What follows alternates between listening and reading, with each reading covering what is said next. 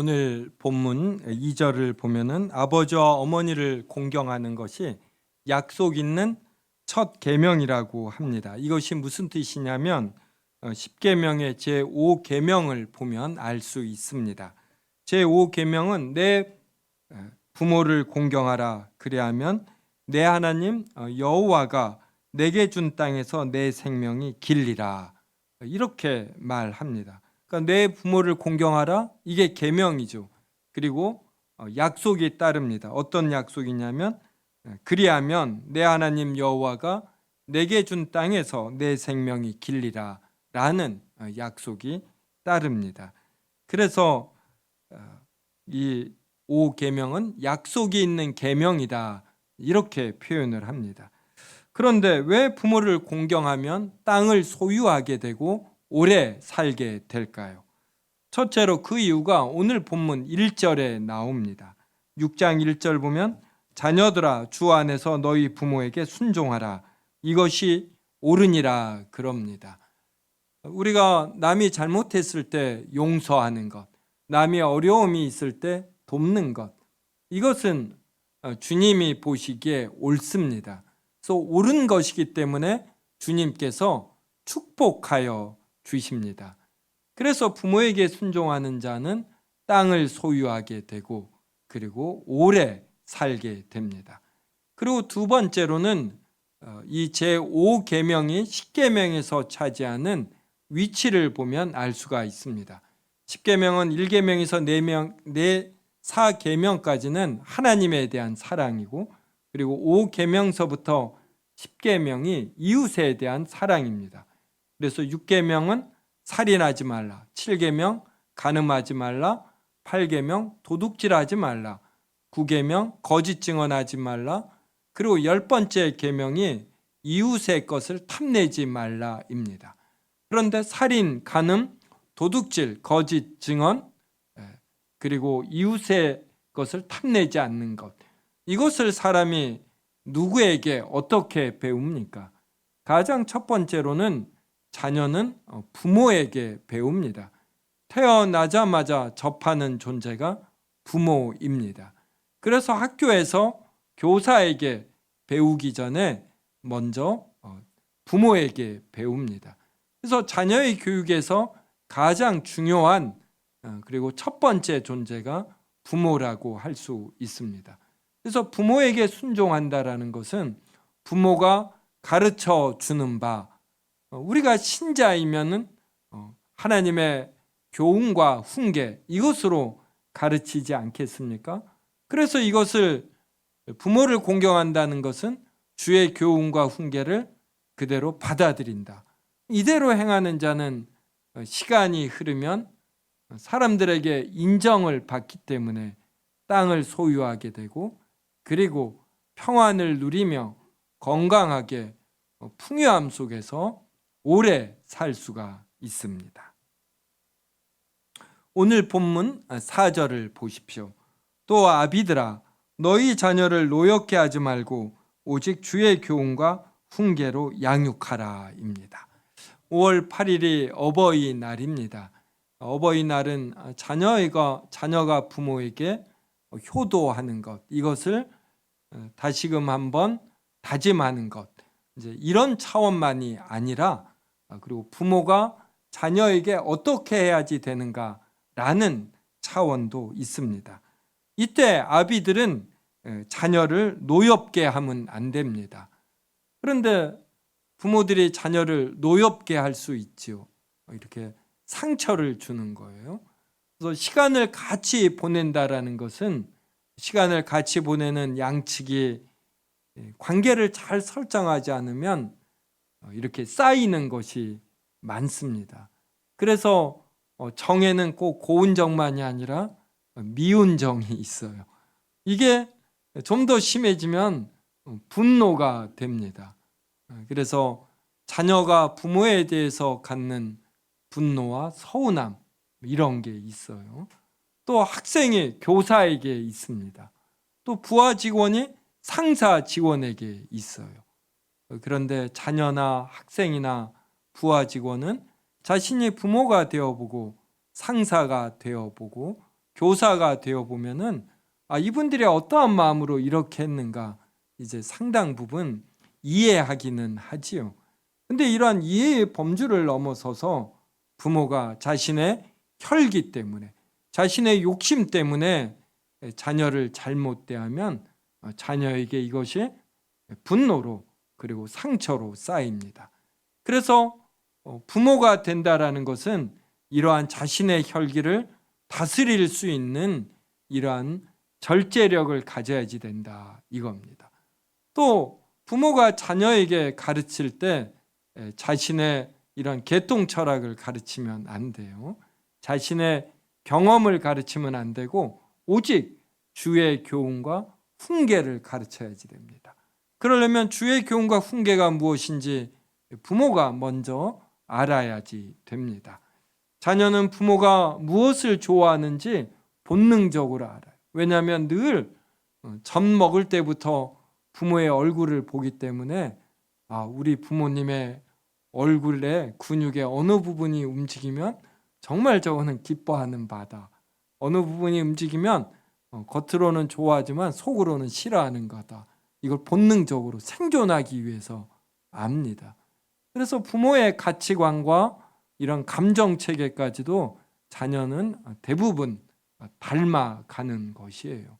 그래서 부모는 자신이 먼저 주의 교훈과 훈계를 알고 이것으로 감정 체계가 형성이 되고 그래서 자신의 온 몸으로 자녀에게 잘 가르쳐야 합니다.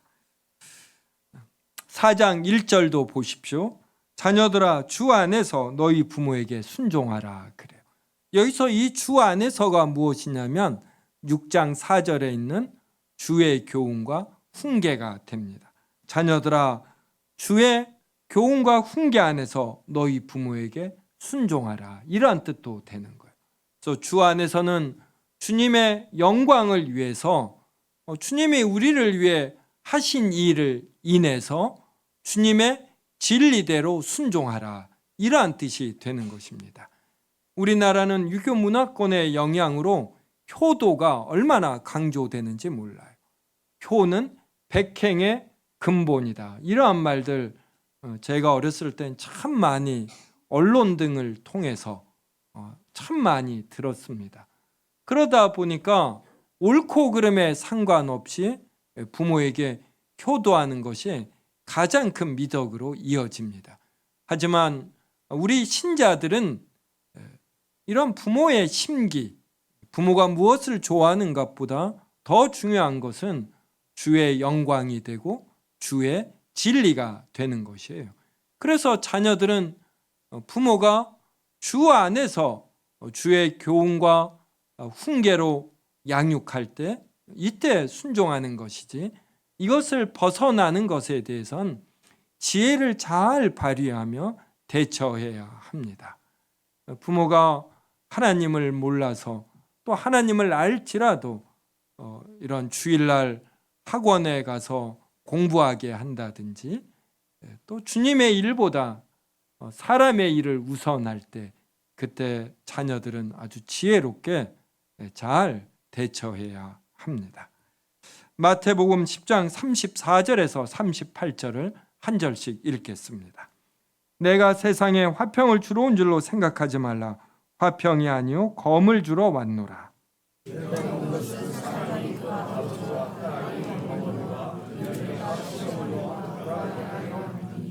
사람의 원수가 자기 집안 식구리라. 시작.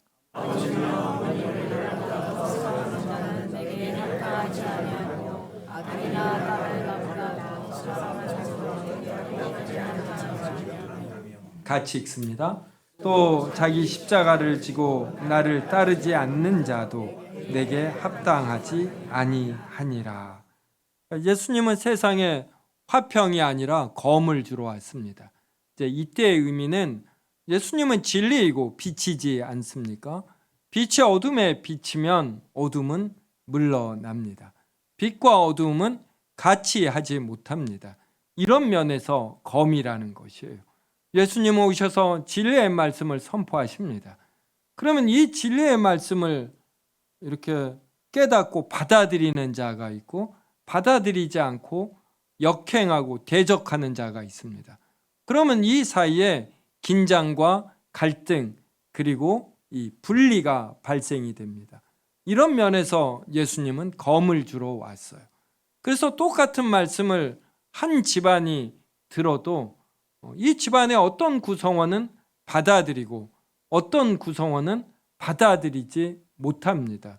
그러면서 긴장, 갈등 그리고 분리가 발생합니다. 이것은 어쩔 수 없는 것이에요. 이러한 긴장과 갈등과 분리 속에서 참 관계를 잘 설정한다라는 것, 이것이 쉽지 않지요. 하지만 한 집안에도 이러한 일이 발생할 때 이것을 너무 이상하게 우리는 여겨서는 안 되고 이것을 받아들이며 지혜롭게 잘 대처해야 됩니다. 37절 보십시오. 아버지나 어머니를 나보다 더 사랑하는 자는 내게 합당하지 아니하고 아들이나 딸을 나보다 더 사랑하는 자도 내게 합당하지 아니하다. 우리나라는 부모와 자녀 간의 정이 더 깊지 않습니까? 그래서 하나님보다 부모를 그리고 하나님보다 자녀를 더 사랑하기 쉽습니다. 하지만 아무리 부모와 자녀가 이렇게 같을지라도 깊을지라도 서로 다른 개체가 되는 것입니다. 이것은 늙고 병들고 죽었을 때 분명히 드러납니다. 긴 병에 효자 없다라는 말이 있지 않습니까? 네. 늙음과 병든과 죽음을 같이 동행할 사람이 없는 것이에요. 이러한 면에서 우리는 엄연히 한 개체가 되는 것입니다. 38절이 그래서 자기 십자가를 지고 나를 따르지 않는 자도 내게 합당하지 아니하다. 그래서 이러한 진리로 우리의 가족 관계도 돌아보아야 되는 것이에요. 부모나 자녀에 대해서 과도한 관계와 과도한 정을 설정하는 분은 이건 팩트가 아니기 때문에 반드시 서운함을 겪는, 그래서 내가 누구인가라는 이러한 정체성에 대해서 다시 한번 깊이 생각해야 하는 이러한 때가 있는 것입니다. 하나님이 보내주신 자녀를 사랑으로 잘 키우는 것, 이것은 아무리 강조해도 지나치지 않습니다. 그러면서도 자식과 나는 서로 다른 개체임을 알고 이 두 개체는 주님의 진리와 사랑 안에 있을 때만 온전히 하나가 됨을 우리는 명심해야 합니다. 자녀가 부모의 올바른 가르침에 순종하지 않는 것이 무엇인지 성경을 통해 구체적으로 살펴보겠습니다. 창세기 26장 34절에서 35절인데 한 절씩 있습니다. 에서가 40세에 헷조 속 부에리의 딸 유딕과 헷조 속 엘론의 딸 바스맛을 아내로 맞이하였더니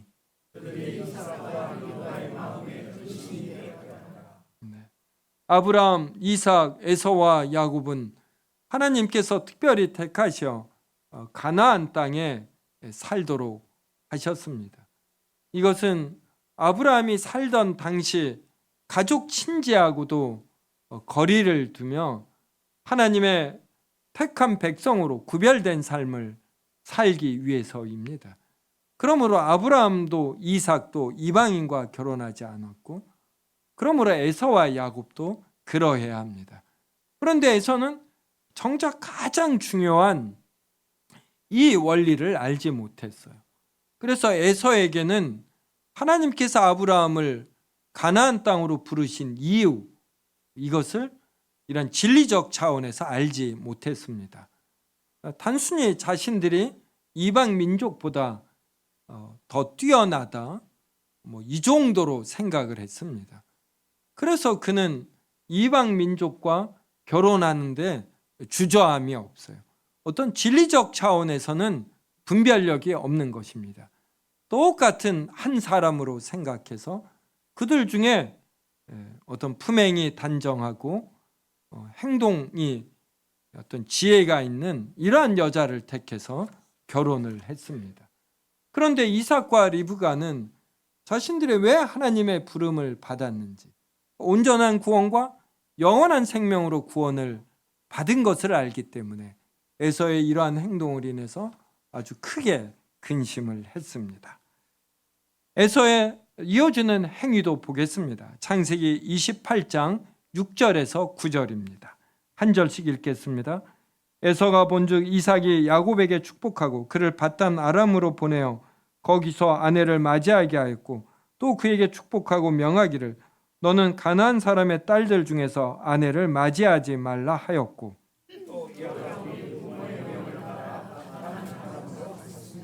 에서가 또 본즉 가나안 사람의 딸들이 그의 아버지 이삭을 기쁘게 하지 못하는지라.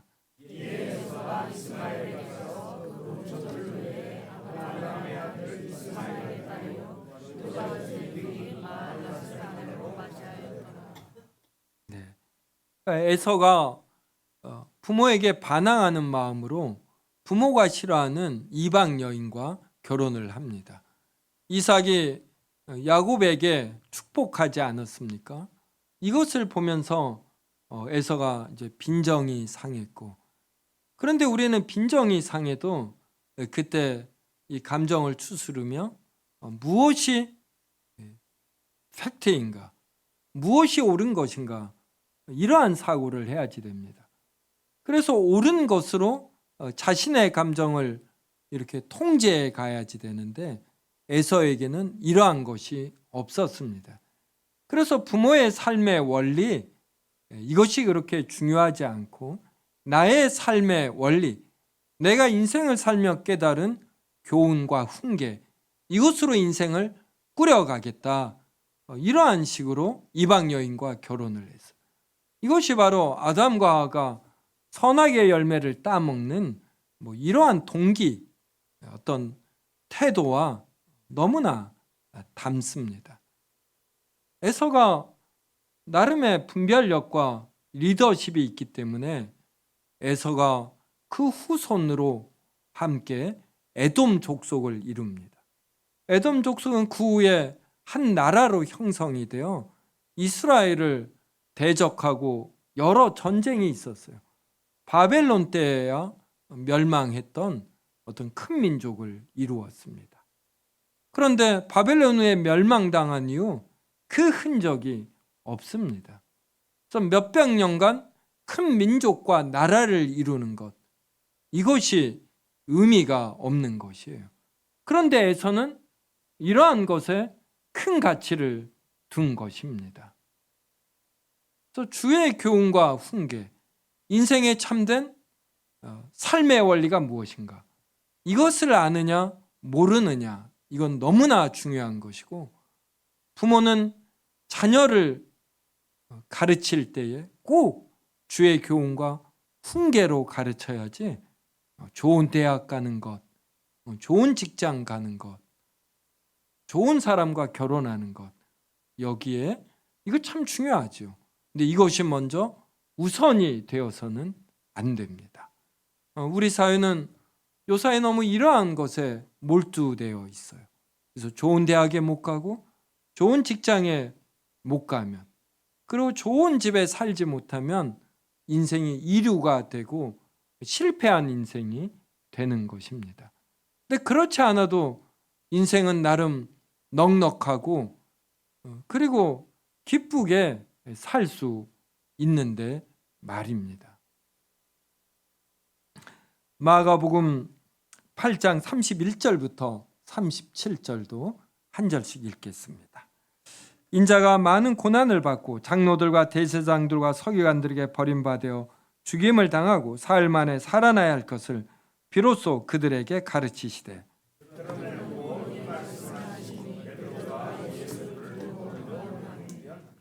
예수께서 돌이키사 제자들을 보시며 베드로를 꾸짖어 이르시되 사탄아 내 뒤로 물러가라. 내가 하나님의 일을 생각하지 아니하고 도리어 사람의 일을 생각하는도다 하시고,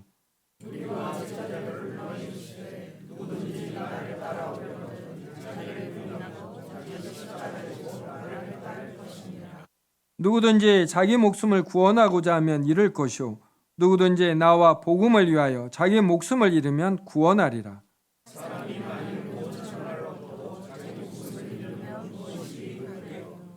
같이 읽습니다. 사람이 무엇을 주고 자기 목숨과 바꾸겠느냐. 예수님이 이제 제자들을 불러 모아놓고 우리가 이제 예루살렘으로 올라가는데 거기에서 사람들에게 잡혀서 고난을 받고 십자가에 못 박혀 죽고 내가 사흘 만에 살아나리라. 이렇게 복음의 핵심을 이야기했습니다. 그러자 이 이야기를 듣고 베드로가 예수님을 붙들고 이렇게 항변합니다. 우리나라 말은 항변으로 했는데 영어로는 꾸짖다 이렇게 나와요. 베드로가 보기에 예수님이 철이 없는 것입니다. 예수님을 지도자로 해서 로마 제국을 무너뜨리고 이스라엘이 주권을 되찾고 그리하여 세계 군림하는 으뜸 국가가 되어야 하는데 예수님이 십자가에 죽겠다고 하니 얼마나 철없는 행위입니까? 그러자 예수님이 베드로에게 정말 험악한 말을 하십니다. 사탄아, 내 뒤로 물러나라. 너가 하나님의 일은 생각지 아니하고 사람의 일을 생각한다 이래요. 우리나라에서 천하만국과 그 영광을 얻은 분이 누구일까요? 아마 우리나라에서는 대통령이나 재벌 회장들에 속할 것입니다. 그런데 이 땅 위에 영웅호골과 절세가인들이 어떠했습니까? 대통령들, 정말 오랫동안 들었던 삼김들 전부 다 죽었습니다. 대통령일지라도 인생의 말년에 이르면 뒷방 늙은이가 되셔서 찾아오는 사람 없이 몇 년 동안 앓으시다가 돌아가시는 이러한 대통령도 계셨습니다. 재벌 회장들을 보십시오. 그 많은 돈으로 수조 원대의 돈으로 무엇이든 얻을 수가 있는데 늙음을 물리치는 법을 얻지 못하였고 그래서 죽었습니다. 그래서 예수님께서 마가복음 8장 36절에서 사람이 만일 온 천하를 얻고도 자기 목숨을 잃으면 무엇이 유익하리오 이럽니다. 그래서 베드로가 생각한 사람의 일은 지금 로마 제국을 무너뜨리고 이스라엘의 독립을 꿈꾸고 자신이 예수님의 보좌 우편에서 세상을 다스리고 싶어 하지 않습니까? 그렇게 20년, 30년 지나면 베드로도 늙고 병들고 죽는 것입니다. 이것이 무슨 의미가 있느냐 이렇게 묻는 것이에요. 너가 사람의 일을 생각지 아니하고 하나님의 일을 생각한다. 사람은 자기가 얻지 못한 것 이것은 커 보입니다. 좋은 대학을 가지 못한 사람 또 대학을 앞둔 사람에게는 대학이 커 보이고 취직을 하려는 사람에게는 취직이 커 보이고 결혼을 하는 사람에겐 결혼이 커 보이고 자녀를 다 키우지 않은 사람은 자녀가 좋은 대학과 좋은 직장과 좋은 결혼하는 것이 커 보입니다. 이것은 무시할 수 없죠. 우리의 인생에서 나름의 가치가 있지만 궁극적으로는 사람의 일에 해당이 되는 것입니다. 우리가 기독교인이 된다라는 것은 하나님의 일, 바로 영원을 생각하는 것이 몇백 년, 몇천 년, 몇 천만 년 속에서도 쓰러지지 않는, 사라지지 않는 유일한 가치가 무엇인가? 바로 이것을 위해서 예수님은 이 땅에 오신 것입니다. 그래서 우리의 죄와 비참함을 지고 십자가에 죽으신 거예요. 이것을 위해서 예수님은 예루살렘에 일부러 올라가서 그들에게 일부러 붙잡히셔 일부러 고난을 받고 십자가에 죽으셔야 합니다. 그리고 죽음의 권세를 깨뜨리고 부활하셔야 하는 것이에요. 우리는 이 세상의 논리와 가치에 속아서는 안 됩니다. 성도 여러분은 대한민국이 20년, 30년 후에 지금보다 더 행복할 것이다 라고 여기시는지요? 우리나라 국민이 진정 무엇이 행복이고 무엇이 기쁨인가? 이것을 깊이 생각하며 문제를 해결하려고 하지 않는 한 20년, 30년 후에 우리나라는 더 치열해질지 몰라요. 아마 국민소득은 5만 불이 될지 모르는데, 그런데 오히려 자살률은 더 높아지고 사람들 간의 경쟁은 더 심해지고 강남 상구에 살려는 욕망은 더 커질지 모르는 것이에요. 그래서 경제적, 물질적으로는 더 잘 살지 모르지만 국민의 어떤 행복감, 안정감, 평화는 더 없어지는 것이죠. 그러니까 우리나라의 초중고의 교육은 이러한 생각을 깊이 하게 하는 이러한 능력을 기르게끔 교과 과정이 세워져야지 되는데, 우리는 좋은 대학 가는 법, 이러한 것을 기르는 형태로 변질이 되고 맙니다. 이러한 때에 교회는 더욱 사람의 일이 아니라 하나님의 일을 생각해야지 되고, 그래서 각 성도들로 하여금 생각하는 힘을 길러줘야지 돼요. 내가 무엇을 판단할 때에 무엇을 기준으로, 무엇을 목적으로 판단할 것인가? 인생에서 정말 가치가 있고 귀중한 것은 무엇인가? 무엇이 행복이고 기쁨인가? 이것을 진지하게 생각하고, 세상은 어떤 유행으로 갈지라도 거리를 두고 주의 교훈과 훈계에 대해서 소신 있게 생각하고 결정하고 이것을 집행해 나가는 이러한 지구력 있는 신자가 되게끔 해야 합니다. 그래서 우리는 5월 8일 어버이날 같은 걸 맞이할 때도 어떤 유교가 말하는 효도, 여기에 머무는 것이 아니라 성경이 말하는 부모의 자세, 자녀의 자세에 대해서 생각해 봐야 하는 것입니다. 그래서 한 집안 내에도 주의 진리를 인해서 화평이 아니라 검이 있을 수 있음을 알아야지 되고, 부모는 늘 주의 교훈과 훈계로 양육해야지, 이 세상의 논리와 욕망으로 자녀를 자극하며 훈계해서는 안 되고, 자녀는 오직 주 안에서만 부모에게 순종해야 합니다.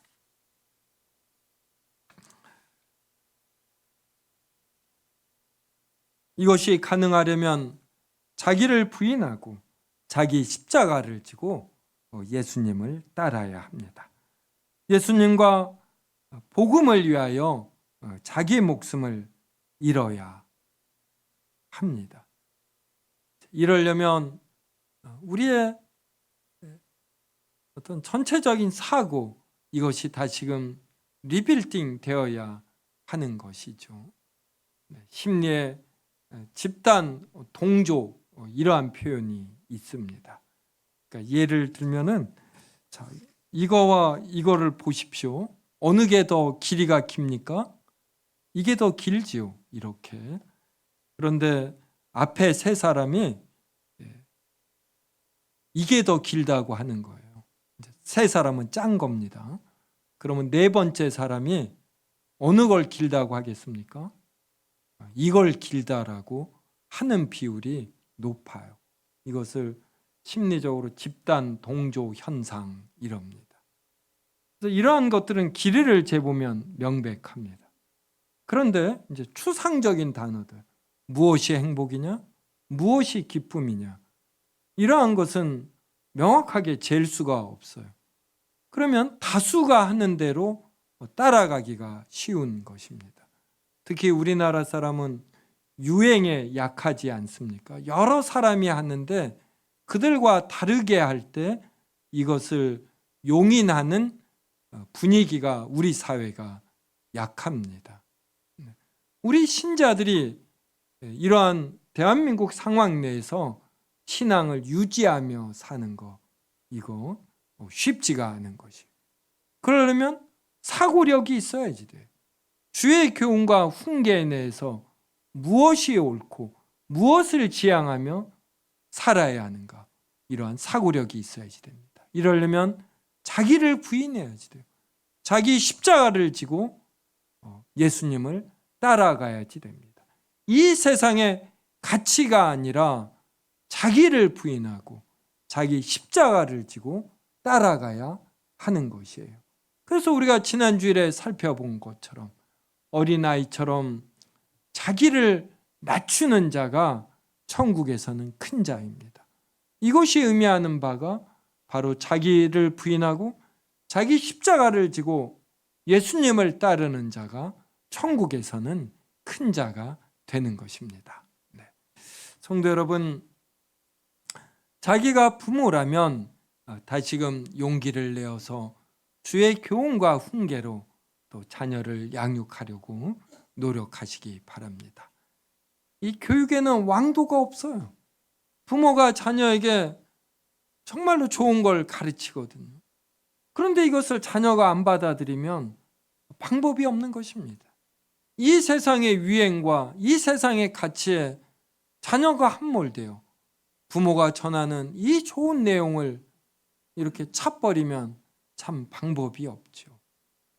이러할 때 너무 낭망하지 말고 주님께 기도하며 그래도 지혜를 발휘하여 잘 자녀를 주의 교훈과 훈계로 양육하시기 바랍니다. 그리고 자신이 자녀다 그러면 주 안에서 부모에게 순종하기 바랍니다. 부모가 이런 십계명으로 대표되는 하나님의 말씀을 가르칠 때에 자신의 생각, 자신의 감정을 내려놓고 부모의 말이 옳은가 깊이 생각하셔요. 부모가 되는 건 하루 이틀 만에 되는 게 아닙니다. 여러분과 똑같은 인생 경험을 2배, 3배 하고서 어른이 된 것이에요.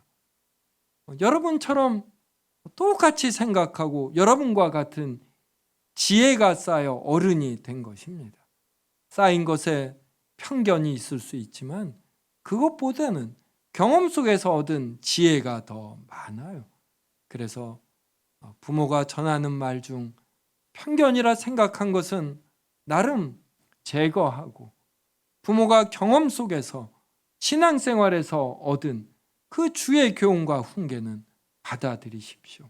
이것이 살이 되고 피가 되고 부모의 말을 받아들이려고 하는 자세를 갖는 것, 이것만으로도 여러분은 아주 큰 사람, 성숙한 사람, 지혜로운 사람이 되는 데 있어서 아주 7할 8할을 얻은 것이 되는 것이에요. 5월 8일 어버이날이고 이제 5월 17일 날 어버이 야유회도 있습니다.